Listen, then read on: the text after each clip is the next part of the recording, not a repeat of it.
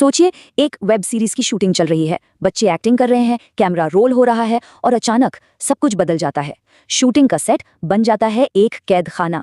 ये कोई फिल्म की कहानी नहीं, बल्कि मुंबई में हुई एक दिल दहला देने वाली हकीकत है। चलिए आज इसी घटना की तह तक चलते हैं। तो सवाल यही उठता है कि आखिर एक फिल्म की शूटिंग एक असली जिंदगी के दुस्वप्न में कैसे बदल गई। ये सवाल जितना सीधा लगता है ना, इसका जवाब उतना ही उलझा हुआ और डरावना है। 17, ये सिर्फ एक नंबर नहीं है। 17 जिंदगियां दांव पर लगी थी और इनमें से ज्यादातर तो बच्चे थे, अपने परिवार वालों के साथ बस एक सपना लेकर आए थे। लेकिन वो सपना एक भयानक जाल में बदल गया। तो चलिए कहानी को बिल्कुल शुरू से शुरू करते हैं। देखते हैं कि मुंबई के पवई में एक आम सा दिखने वाला मौका कैसे एक खतरनाक मोड़ ले लेता है। ये सब शुरू हुआ एक सपने से, एक उम्मीद से, लेकिन इसका अंत किसी ने सोचा भी नहीं था। शुरू में तो पहले 5 दिनों तक सब कुछ एकदम नॉर्मल था, जैसा किसी भी शूटिंग पर होता है। चहल पहल, उत्साह। कोल्हापुर से आए संदीप जाधव जैसे पेरेंट्स के लिए तो ये बहुत बड़ा दिन था। उनकी बेटी कैमरे के सामने थी। माहौल में कितनी उम्मीदें होंगी। बिल्कुल सब कुछ ठीक लग रहा था। संदीप जाधव की बात सुनिए, हम कोल्हापुर से शूटिंग के लिए आए थे। हमने सपने में भी ऐसा नहीं सोचा था। उनके इन शब्दों में वो पूरा भरोसा झलकता है, वो उम्मीद झलकती है जो हर माँ बाप अपने बच्चे के लिए देखता है। पर उन्हें क्या पता था कि जिस चीज पर वो इतना भरोसा कर रहे हैं वही उनके लिए सबसे बड़ा धोखा साबित होगी। और फिर धीरे धीरे चीजें बदलने लगीं। धोखे का पर्दा उठने लगा। वो जो स्क्रिप्ट थी ना, वो खतरनाक रूप से असली लगने लगी।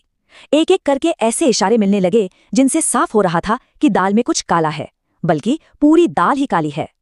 ये बदलाव कितना तेज और डरावना था, इसका अंदाजा एक दादी के अनुभव से लगाया जा सकता है। सोचिए, एक पल कोई आपसे कह रहा है, मौसी मुझे भी लड्डू दीजिए, और अगले ही पल वही इंसान चिल्ला रहा है, कोई बाहर नहीं जाएगा वरना सबको मार दूंगा। पलक झपकते ही पूरा माहौल बदल गया।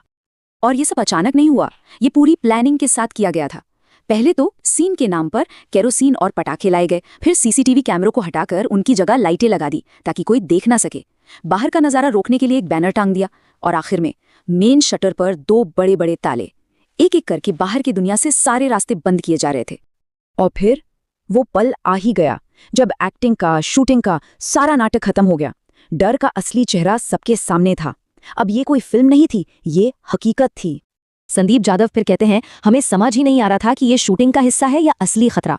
जरा सोच कर देखिए उनकी हालत। एक ऐसी सिचुएशन में है जहां आपको पता ही नहीं चल रहा कि जो हो रहा है वो एक्टिंग है या असलियत। ये कंफ्यूजन डर से भी ज्यादा खतरनाक होता है। ये सिर्फ फिजिकल किडनैपिंग नहीं थी, ये एक माइंड गेम था। आरोपी फिल्मी भाषा का ही इस्तेमाल कर रहा था उन्हें काबू में करने के लिए।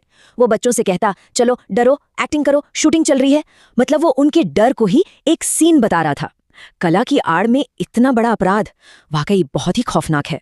तो सवाल यह है कि सारे नाटक और धोखे के पीछे असली मकसद क्या था। खैर, अब वो भी सामने आने वाला था, और जब वो सामने आया तो हर किसी के पैरों तले जमीन खिसक गई। 2 करोड़ रुपए, जी हाँ, ये थी फिरौती की मांग। अब सारी तस्वीर साफ हो चुकी थी। ये कोई शूटिंग नहीं थी, ये एक सोची समझी किडनैपिंग थी 2 करोड़ रुपयों के लिए। और कहानी में एक और मोड़ है। ऐसा लगता है कि आरोपी अकेला नहीं था। एक दादी ने बताया कि वहां प्रियंका नाम की एक महिला और एक दूसरा आदमी भी था जिसने अपना कैमरा कभी ऑन ही नहीं किया। तो क्या ये लोग भी इस साजिश का हिस्सा थे? ये एक ऐसा सवाल है जिसका जवाब पुलिस अभी भी ढूंढ रही है। तो इस भयानक कहानी का अंत कैसे हुआ? चलिए अब बचाव ऑपरेशन और उसके बाद क्या हुआ इस पर एक नजर डालते हैं। तो हुआ ये कि पुलिस ऑपरेशन में आरोपी मारा गया, और सबसे अच्छी खबर ये थी कि सभी 17 लोग, बच्चे और उनके परिवार वाले, सब सुरक्षित बचा लिए गए। लेकिन क्या कहानी यहीं खत्म हो जाती है? नहीं, ये सभी परिवार एक बहुत गहरे सदमे से गुजर रहे हैं। शारीरिक जख्म तो नहीं, पर मानसिक जख्म बहुत गहरे हैं। पुलिस की जांच अभी भी जारी है। और आखिर में ये पूरी घटना हमें एक बहुत बड़े सवाल के साथ छोड़ जाती है। जब किसी का भरोसा इस तरह से तोड़ा जाता है तो एक समाज, एक कम्युनिटी उस सदमे से कैसे उभरती है? खासकर वो बच्चे, वो दोबारा किसी पर यकीन कैसे कर पाएंगे?